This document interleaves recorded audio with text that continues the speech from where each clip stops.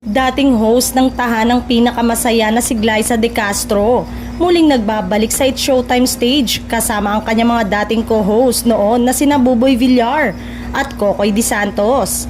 Kasama ng tatlo ang mga co-host nila sa Running Man PH na sina Miguel Tan Felix, Michael Diaz, Lexi Gonzalez at Angel Guardian upang i-promote ang season 2 ng kanilang game show. Winelcome naman ng madlang people at It's Showtime family ang Running Man PH family at ang dating mga host ng tahanang pinakamasaya.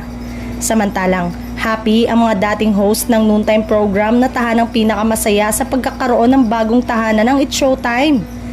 Natanong naman sila kung bukas ba sa posibilidad na maka-work ang mga kapamilya host ng naturang noontime show. Oo, work is work. Kaibigan naman daw nila ang ilan sa mga ito, lalo na ang dating kapuso na si Ogie Alcacid at Karil na dating nakasama sa GMA Network ilang taon bago ito lumipat sa ABS-CBN. May mga chikang naglabasan na nagkaroon raw ng tampong ilan sa GMA Network dahil sa pagkawala ng tahanang pinakamasaya na agad naman nilang pinabulaanan. Samantalang nang maganap ang permahan sa pagitan ng ABS-CBN at GMA para sa pagiging parte ng It's Showtime sa Kapuso Network. Ang It's Showtime ang pumalit sa block time ng tahanang pinakamasaya at napanood simula noong April 6.